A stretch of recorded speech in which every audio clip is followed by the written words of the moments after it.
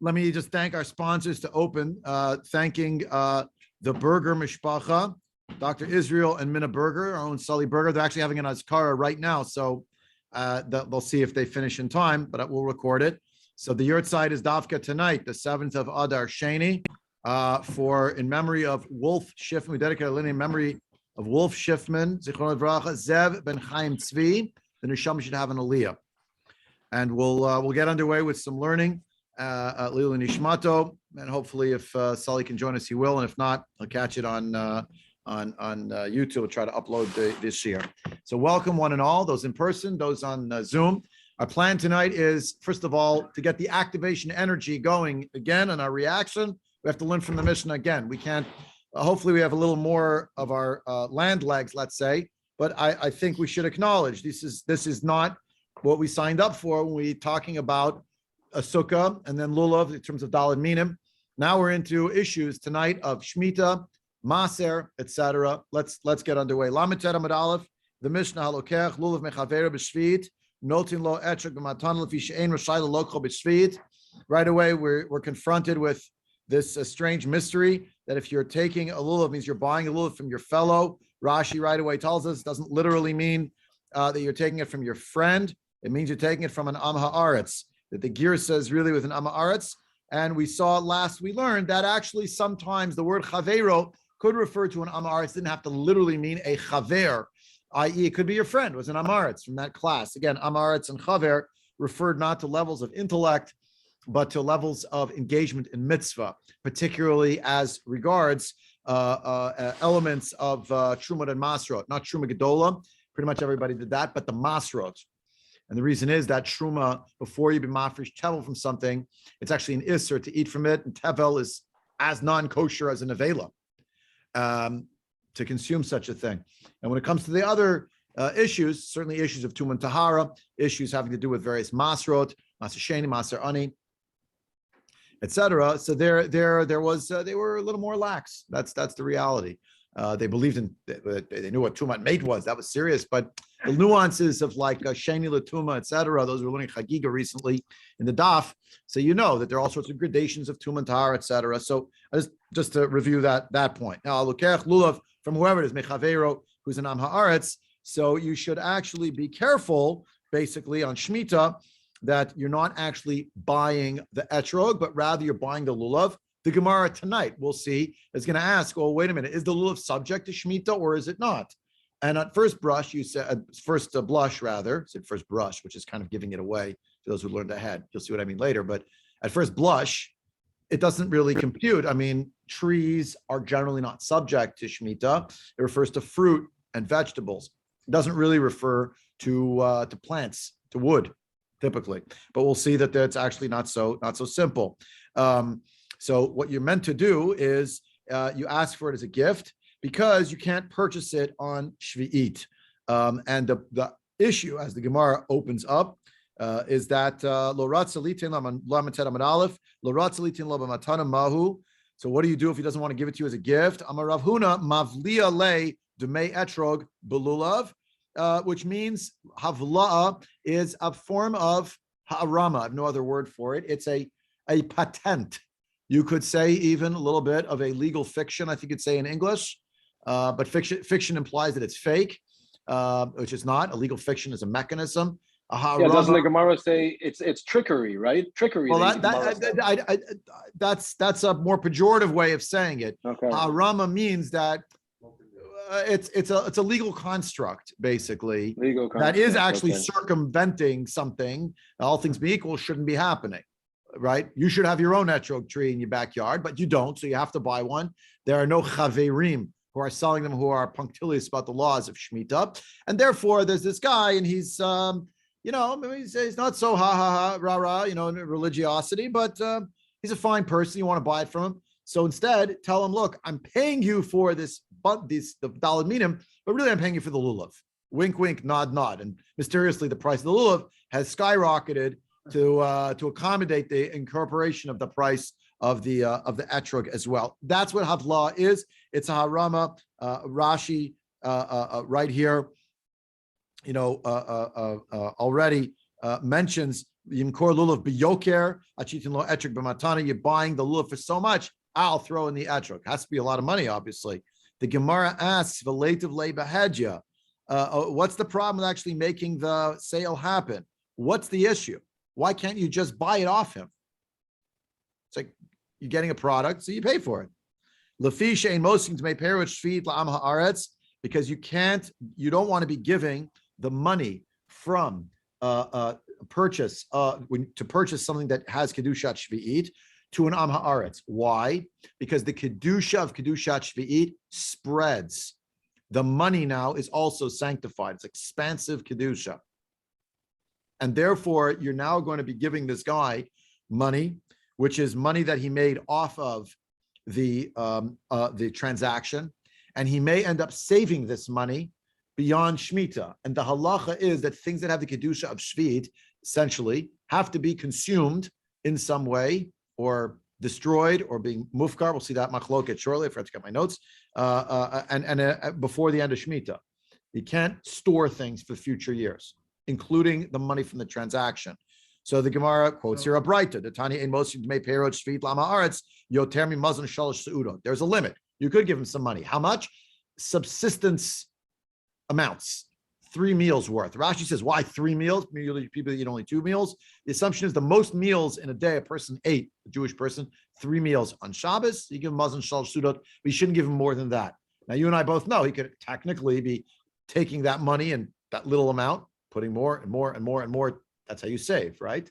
But the assumption was that if the guy's selling it to you for a set amount, and that set amount is no more than his daily fare of food, he's not really making a profit off it such that he's storing it away. He's giving you just that amount. Francie had a question, and I'll take some others. 1 second, Francie in person. Yeah. About saving money. I'll repeat it in a minute. During the other 6 years. So that You can save. Yeah, that's what people did. Save money those 6 years. Like a savings account of a nature. Yeah, no, they don't have that. But save your money, right? Frank's pointing out, you save the money the other 6 years, so you have the money to tide you over in the 7th year. Obvious, yeah. But in the 7th year, the point is, if it has kedushat shvit, you got to use it then. You cannot store it away. If you look at Rashi, ein mosrin dmei perot. Rashi d'matchil ein mosrin dmei perot. The Torah says la'achla v'lo lischora. That's the drasha on the pasuk from Parshat Bahar, where it uses the expression le'achla, and Chazal darshan le'achla, to consume, to eat it. I'm using the word consume and eat it interchangeably because we'll see sometimes consume and eat are not the same thing. V'lo lischora, not for the purpose of doing business for commerce. Shekol perot shvi'it chayav lehit ba'er ba'shvi'it. All of the fruit, all of the produce from the time period of Shemitah needs to be, there has to undergo a process called biur. What's biur? A machloket, don't you know? It has to happen on Shvit, on Shemitah. The word lihit ba'er literally means like biur chametz, destroyed, consumed. That's what it is. So it has to be on Shvit. Hain, the fruit, udmehen, and their money. You're not allowed to do business with those funds and to keep the funds for after Shemitah. The Amei Haaretz chashudin al kach. The Amei Haaretz were actually suspected of doing this. Lefichach. Therefore, a Muslim damim lekach lehem klum b'damim de ka'avar alifnei iver lo titen nirshol. To Rashi, the issue is you're creating a scenario of creating a stumbling block before a blind person. Of course, the pasuk from Parshat Kedoshim, which refers specifically not to the literal placing of a stumbling block, but to someone who's not okuran with knowledge. And what's fascinating is, of course, it's not the Amaretz doesn't know, doesn't really care. But even if he doesn't really care, it's not a failure of his knowledge, but a failure of his commitment. There still is a concept of lifnei iver lo timishol. And there are a lot of different halachic sugyas that come up about the sugya of lifnei iver lo timishol. What are the parameters for it? A very famous Rosh Shlomo Zalman Auerbach is a question: someone not religious comes to your house, can you give them food? They're not going to make a bracha, not going to wash. So, is that a stumbling block? So there's a big discussion about it. In the end, the answer is no, it's not. But not a shir and lifnei iver. Someone got sidetracked. The point is, you have to be responsible if you're more religious, so to speak. You're more punctilious, more medactic. in terms of your commitment, you have to care about what the other person is going to do. So you can't put them in a situation where they're going to be violating a halacha. They don't care. It doesn't matter. You have to care. That's a revut. There was a concern here, and therefore you give them a small amount. And the next Rashi, Yotim Mazon Shalosh Seudot of a Mazon Shalosh Mosrim Kidei Chayav. That's subsistence, to live for his life. The Ikal Meimar, you could say that it's L'Seudat Shabbat Hutzarech. Let's say it was a Friday, so you need it for Shabbos, so that's 3 meals. The Kaven Shehuter Be'erev Shabbat Hutar L'Chol Yemot Shabbat. Since it was permitted to give it to him on Erev Shabbat, to give him 3 meals worth, so we'll let you any day give him 3 meals worth. V'im, right? V'im masar, didn't do v'im masar yet. So one thing where Rashi points out, the guy's going to hold on to the money, right? He's going to go past the time of biur. Now, biur basically means when that produce is no longer being harvested in the field, it has to be removed from every single person's house. The Rambam actually thinks that biur means like biur chametz, a conflagration, burn it. The Ramban disagrees. He thinks the main issue here is biur means to be mafkir, something means you just put it outside your house and say it's ownerless. Once that's happened, that's the biur. The psak, by the way, halachically follows the Ramban, not the Rambam. But the concern here is that when you're going to get to that time, and I gave you an excerpt tonight, which we hopefully will get to, but then I neglected to bring the actual sefer of Rav Yosef Tzir Yimon on Shemitah. It's in Lashon Kodesh. It's translated into English as well. But what I wanted to point out is what I didn't bring, which is not in the handout. There's actually a chart. I haven't seen the one yet for this year and next year.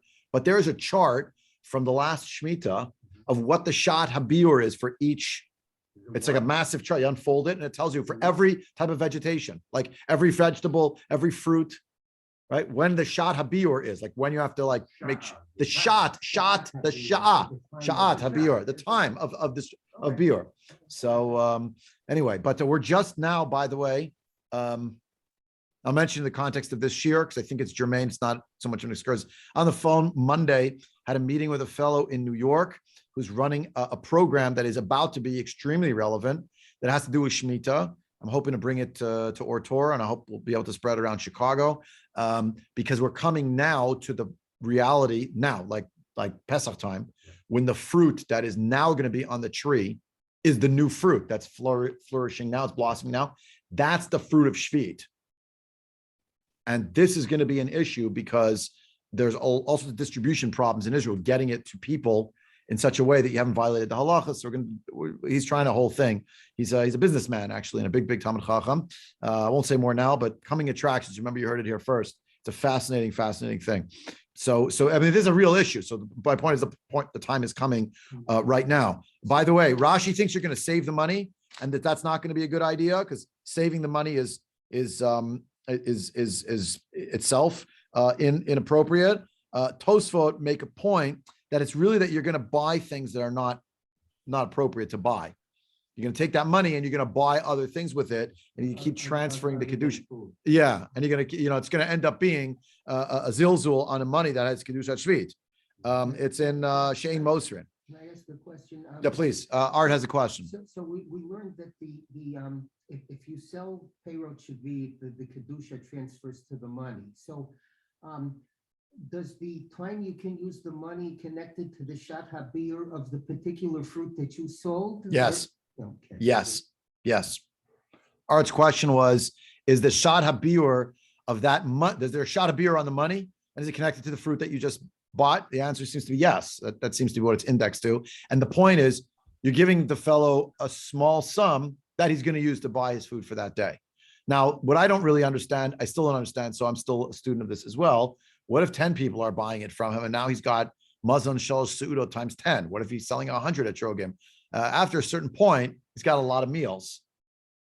I don't know how that works myself. I'll let you know when I figure it out. If anyone has an idea, I'm all ears. But maybe your achrayut only extends to. Yeah, it could be. I thought of that. Maybe your responsibility only extends to what you do. I don't know. one-off kind of transaction.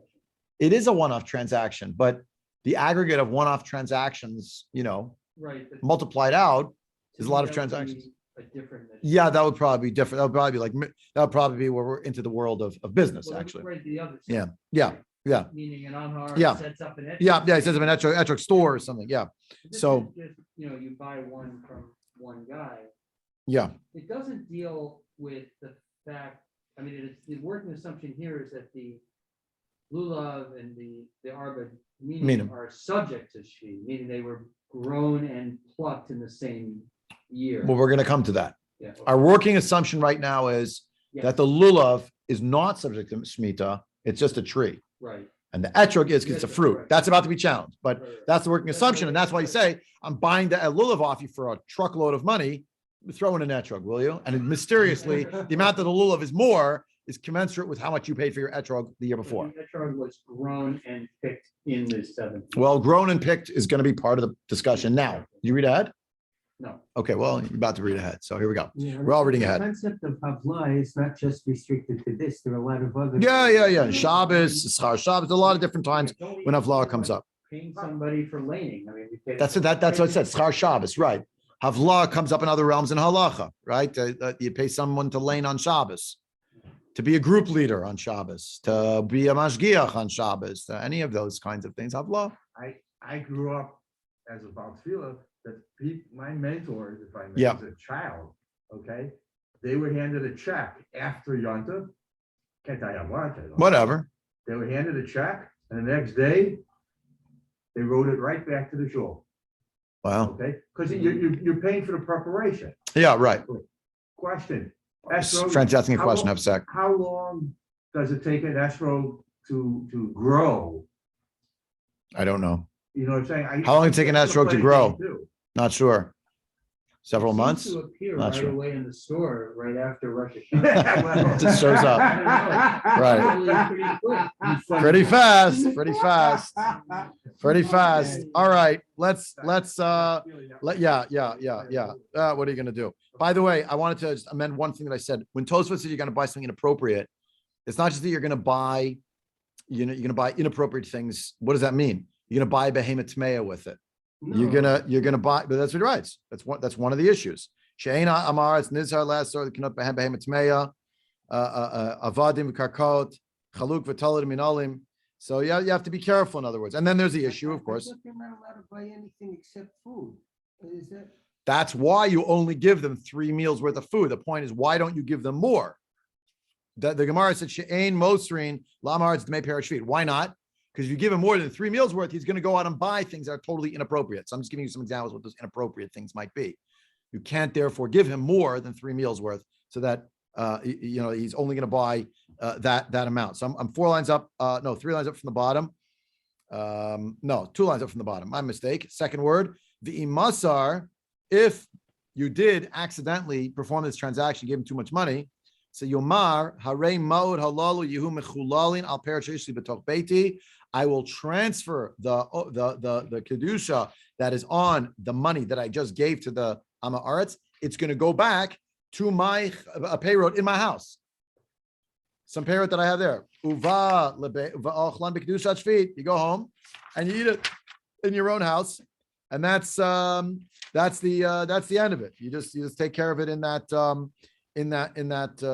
way. The Tosfot on the bottom of the page, they'll sort of ask, like, how does this exactly work? You're just like, you don't have the money in your hand. It's in someone else's control. And you're just saying, I have just transferred the kedusha from the money to fruit that's in my house. It's a little strange. And it points out that this is actually a machloket about kerem.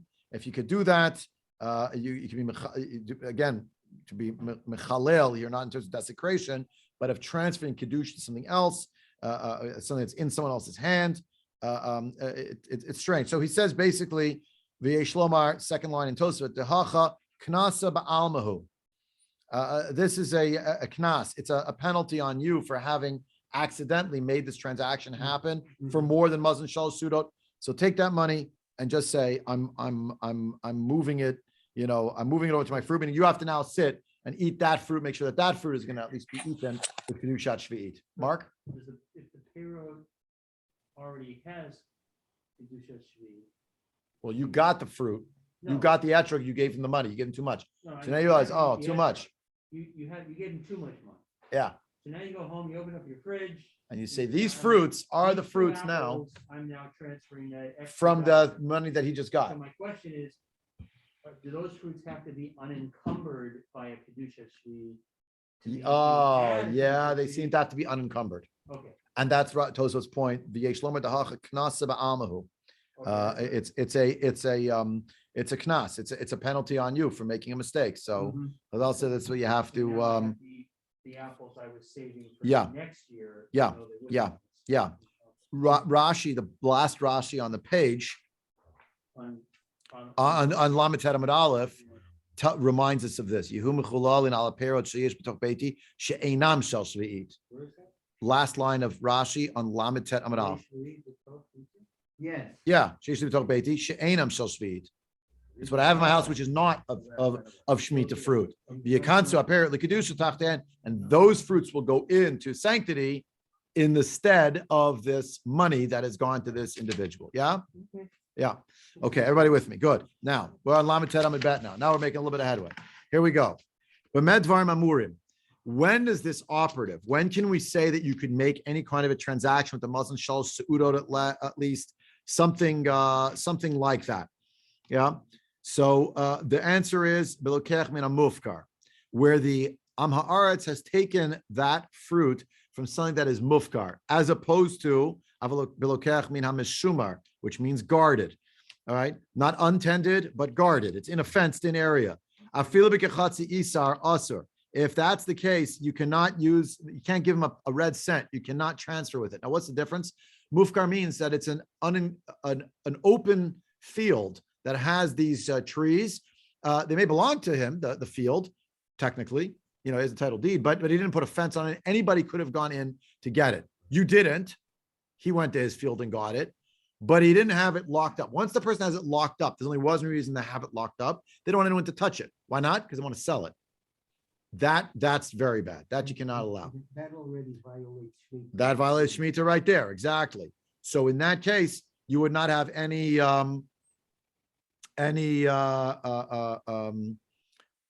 recourse. You just can't transact with them. If you look at Rashi, you have here Bamed Dvarim Amurim. All right, and under what circumstances? I skipped the Rashi on purpose. Come back to it in a few minutes.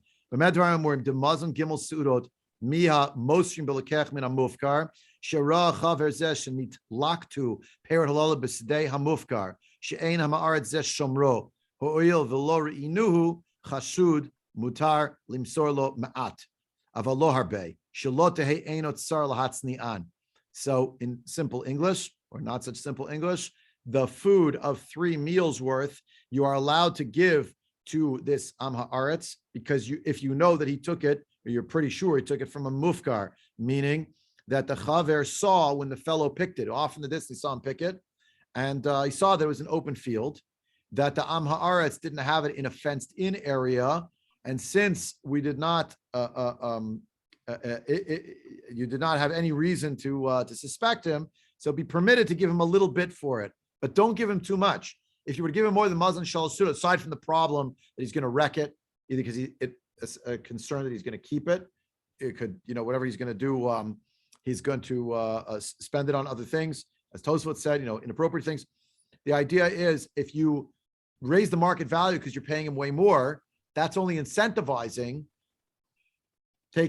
holding on to it, right? And from Mina Mashumar, to make sure he's going to have Shlotehe Einot Sarel Hatznian. His eye shouldn't be jaundiced or what's the word? Stingy, that he's holding on to it to hide it away so that he could sell it to you.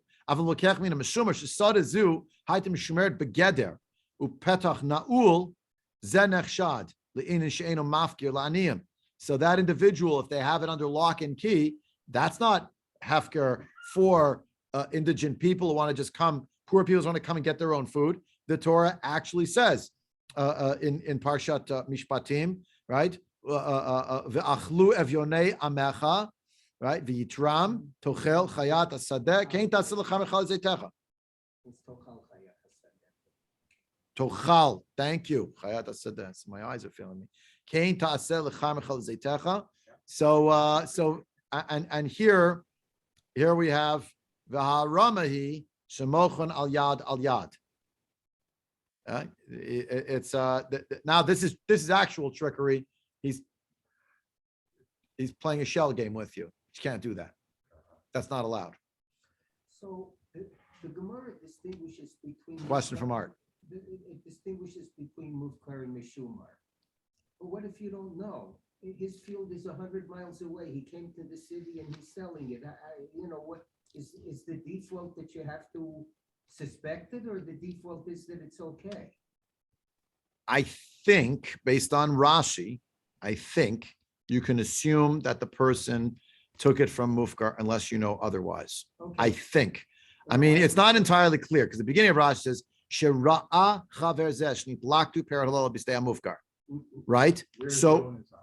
what? Where's the onus on? Yeah. So the beginning of Rashi may sound like, no, you have to actually see the field where he took it. If you can't see it, you don't know. But then he then says, no,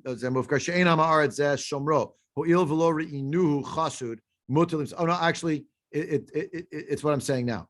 Rashi holds you have to actually see. And if you don't know, you can't take a chance. That's what he's saying. Look at Rashi. The Mazan Gimel Seudot, Mia Mosrin Bilokech. Oh, from the Dermarim, okay. Yeah, on the first wide line, the last wide line rather of Rashi. Shera'a chaver zeh shnit laktu per halal b'stei hamufkar.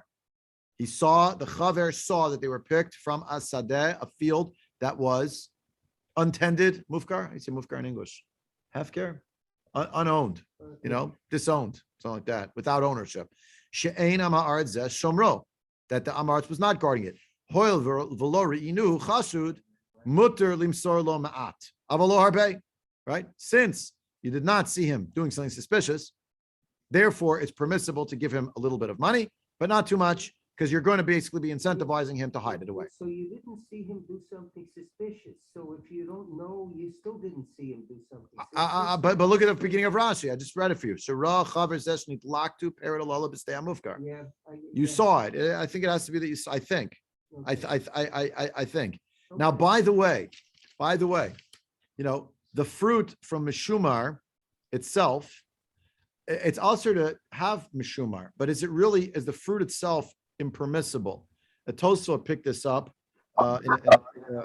here as well and start discussing it back and forth. It's not so clear that the Mishumar, the Rabbeinu Tam thinks it's usher in the cheftza of these fruits that were in the fenced area, but other Rishonim disagree. They think that the Isser is not on the fruit per se. It's on the it's on the sale with this fellow, because you're worried that the money is going to be too much money going to him. He's going to hoard it, etc. But it's not because the fruit is inherently forbidden. So it's like a status that on the cheftza, it's more on the gav. Wait, Larry had his hand up, so I'll take it first.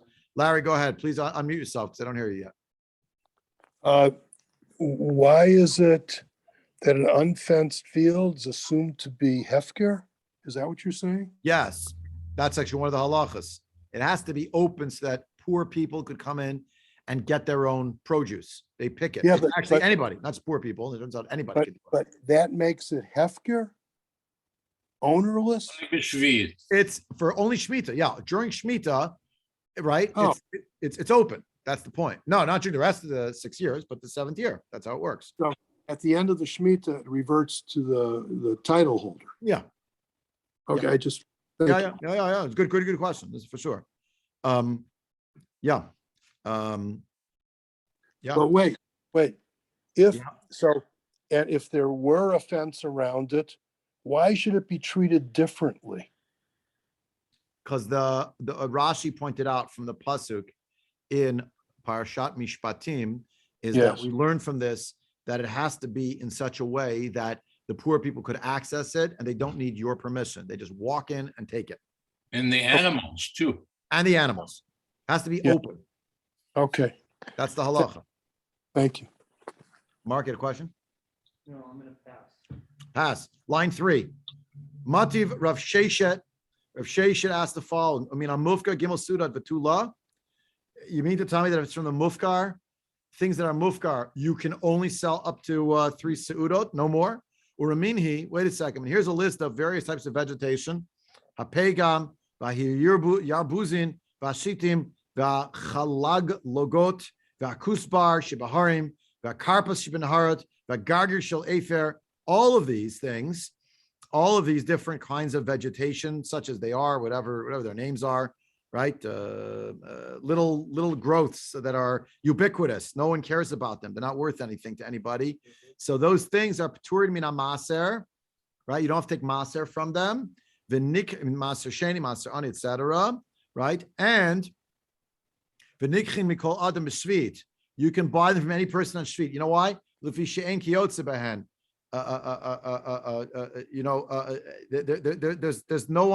There's no one there who has any interest in them. They're just out of there. Lefi she'en kiyotze behen nishmar. Sorry. They're think if someone said like I don't know, dandelions, just growing dandelions. The dandelions anyways. You want to buy a bouquet of dandelions from somebody? Okay, so it's for sure from the mufkar. It's not going to be from the Nobody's going to put. no one's putting a fence around it. You're not going to waste your time. It doesn't pay. It's weeds. Yeah. But the idea here is, well, wait a second. There's no limit on that. Muslim Gimel Suudot on that. So, we have here, a bit of a question, like all these different kinds of things actually doesn't have a limit of Muslim Gimel Suudot. So, Rav Sheshet answered his own question. Who motiv love, who mafarik love? He raised the question. He answered the question. He answered bichdei man shanu. A man here, not like man that falls from the sky, but man meaning some other kind of portion of food. V'chein amar Rabba bar bar Chana amar Rabbi Yochanan bichdei man shanu. My mashma the high man. The Gemara asks, well, what is man? What is that? Listen to mizonehu. It's the lashon, the language of some kind of food or amount of food. Dichtiv vayeman lahem hamelech. The king gave them a certain amount of food. That's in the book of Daniel. Daniel and his fellows, they have a certain amount of food that they get, each of them. So that amount of food is also set, and that must be what's going on here as well. That's what should have been written here. It should have mentioned that there was a set amount.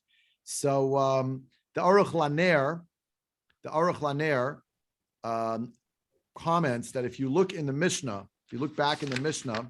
I'm not understanding. Is this set amount only applying to these worthless things like the dandelions, or is now applying? The point is, it also has a set amount. Don't think it has no set amount. It also has a set amount. What's that? The mun. So if you look at back at the Mishnah, the Aruch Laner says, you know what? You should really read the Mishnah. Halukeach lulav. It should say min chaveiro, and that should be mun. And that it's an expression that already somehow baked in the Mishnah instead of mikol. What does it have here? Mikol. Where are we here? Mikol. Yeah. No. I made a mistake. I'm sorry. It's not in the Mishnah. It's on this. Oh, sorry. It's on this. It's on this quotation here. This quotation that came here. The Ramini that we brought up here, right? This quotation from the Braita, it says "V'nikhin mikol adam" should be man kol adam. It's from here. Is it in this? It's not a Braita, excuse me. The Mishnah. You should read it as referencing that all these things. Pturin min hamaser. It's line, what is it? 6 in the Gemara in 39b. Pturin min hamaser. V'nikhin man kol adam instead of mikol adam. Meaning the point is it's the not min but man, meaning that amount was already in the Mishnah itself, but the girsa that was quoted here has mikol adam bashvit. Is the shear of man bigger or smaller than shalosh serudo? I think it's the same.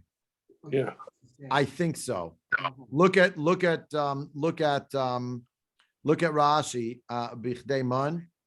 So bichdei mezonotav shanu the nikhin v'hainu shalosh seudot.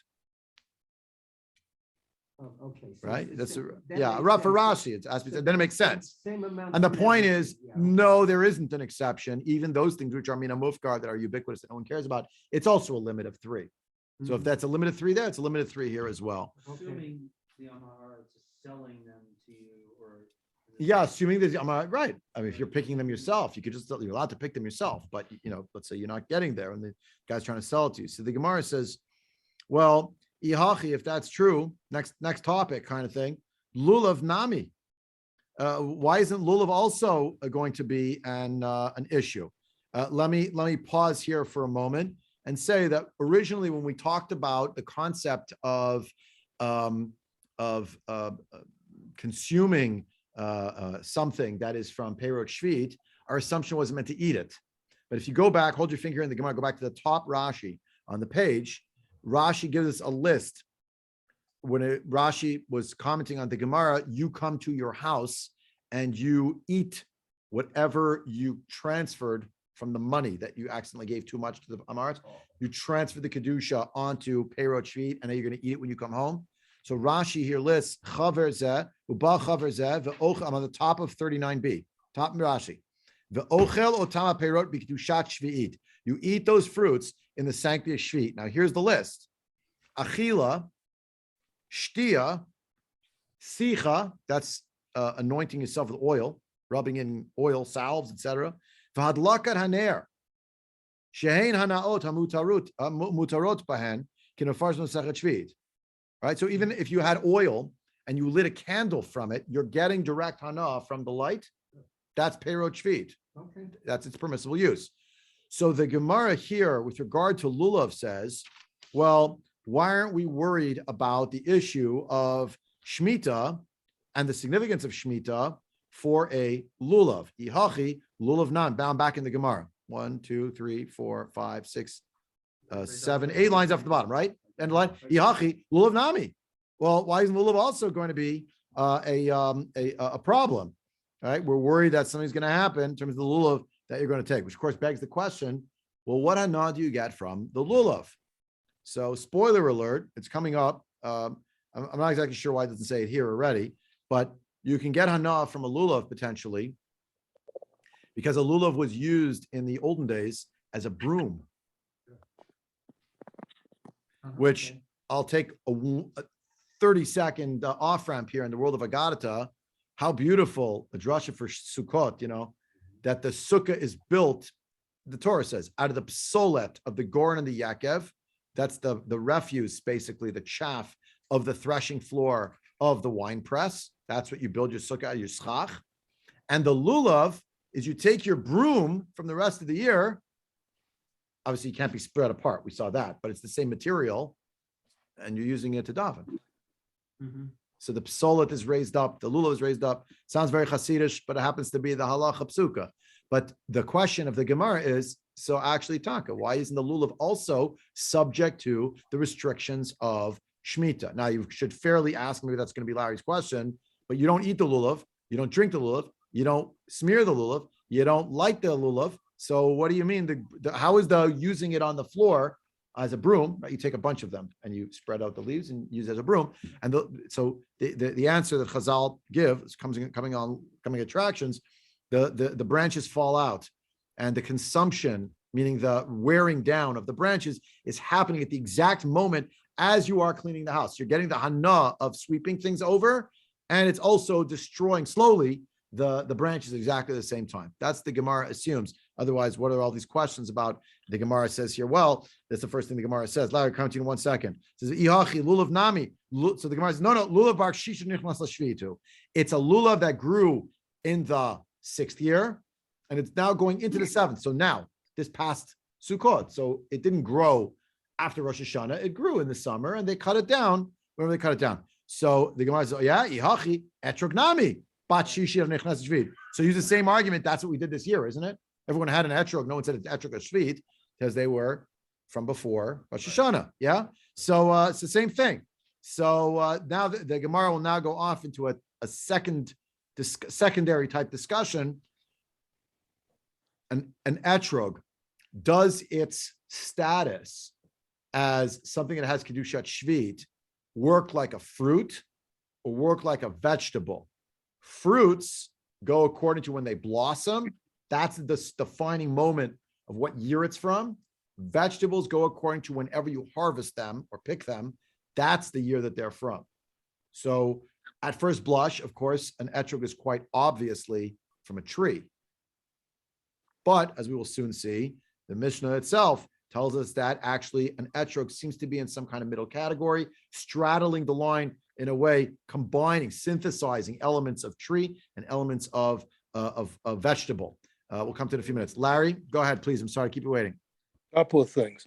I'm aware of the finite list in the first Rashi, but apparently doing a mitzvah is not considered getting hana.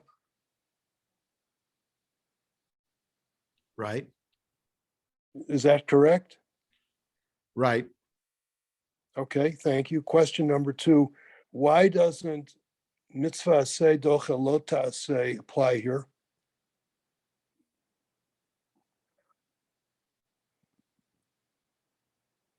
That first question was a setup, wasn't it? No, it wasn't, Felt like a setup. They're not related. No. because no, if Why it does the mitzvah wasn't say because- doch mitzvah lota say? yeah, So to answer this question, we're going to have to wade much farther into the world of Shemitah than I can go into tonight. There is a shaila if you're allowed to use perot shvi'it for Hanukkah candles, the oil for Hanukkah. There's a shaila if you're allowed to use perot shvi'it but for mishloach manot. 1 second. Hanukkah is the Rabbanan. This is a deraita. I like it. But I'm telling you, it is really a shaila if you're allowed to, because it's still mitzvah lav lehanot nitnu. So you're allowed to get I hana. understand. Because la'anav lo ischar, but it doesn't say la'anav lo mitzvah, but a mitzvah lav lehanot nitnu. It's talking. I'm not into Kislev yet. I'm still in Tishrei. Yeah. I mean, in the end, we do use an etrog that is from Shemitah for the Daled Minim. We do. Of course, Yeah. of course. But But you're saying it's not really true what I'm trying hana to do is- anyway. I'm just trying to skip an amud and a half of Gemara. I know. The etrog after Sukkot, that was that we didn't get there tonight in the end, but that's where Rimon, comes right. through. The etrog after Sukkot is no longer hooks on litzvato, but it still has kedusha shvit. But it doesn't preclude you from using it for the mitzvah purpose. I understand, but Yeah. okay. Yeah. Right. There- In the a end, lot it looks more like we're gonna have Gemara to that'll table it deal tonight with because we just hit 9 o'clock. People are standing up, so that's always my cue. On Monday night, barring any further Tehillim gatherings and things like that, let's say we will have a shear. It will be after the clocks change, however, and therefore 7 o'clock is pretty much out. I think 6:40 is mincha next week. By common consent, can we just meet right after Mariv? Does that make sense? That's what we did when I joined. Yeah. So whenever, let's say mincha is going to be 6:40, it'll go to, let's say the shear is at 7:15. Does that make sense? Half hour for mincha, and then, and then 7:15, it might be 7:17, but if you're here for mincha, stay. If not, go on whatever, It's gonna keep getting on later. Zoom. It's going to keep getting later. We'll roll with it. We were not going to let it stop us. We'll keep going. We'll keep going. Pardon? When it got late, we went before. Yeah, when it gets to a certain tipping point, we'll just go before mincha and that's it. 2 other housekeeping announcements to say goodnight. Again, with thanks to the Schiffman and Berger families for sponsoring. There's a shir tomorrow night that I'm giving, which is hashkafic in nature on Megillat Esther, Parshat Zachor, etc. That's on Zoom and in person here, right here at 8 o'clock. Sunday morning, Rav Shai Schachter will be with us in Shul, God willing, for a shir in memory of Howard Geller Zichron Livracha. Am Fudzim for Bayina Amim, also about Purim. And mark your calendars, please. Shabbat Parashat Tazria Balin Latova Parshat Chodesh. Rav Herschel Schachter Shlit Rosh Yeshivat Rabbinitz Chanan will be with us here in Skokie, a joint program with us and KCT and YU and everybody. So that should be really amazing, and we look forward to Mikal Pnei Rabbeinu at that time. Ad Kan for tonight. Laila Tov. Thank That's it. you.